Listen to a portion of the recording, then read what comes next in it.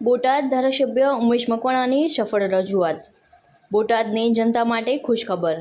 બોટાદ ધારાસભ્યની મુખ્યમંત્રીને રજૂઆતથી બોટાદ શહેરની મધ્યમાં આવેલ કૃષ્ણસાગર તળાવ ફરતે આરસીસી પાળો બનાવવામાં આવશે અને તળાવનું બ્યુટિફિકેશન કરાવવામાં આવશે।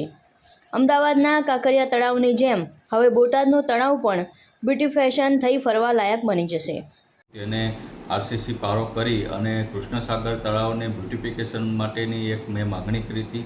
આજે આ માગણી જે છે એ સરકારે એની નોંધ લીધી છે અને ટૂંક જ સમયની અંદર કૃષ્ણસાગર તળાવ જે છે એ બ્યુટિફિકેશન સાથે એનું આરસીસીનો જે પાળો બનાવવાનું કામ છે એ પણ ટૂંક જ સમયમાં થવા જઈ રહ્યું છે। એટલે કે લોકોને ફરવાલાયક જે જગ્યા જે છે એ બોટાદ શહેરમાં કૃષ્ણસાગર તળાવ જ હતું। એટલે ટૂંક જ સમયની અંદર કૃષ્ણસાગર તળાવનું જે છે એ બ્યુટિફિકેશનનું કામ થવા જઈ રહ્યું છે।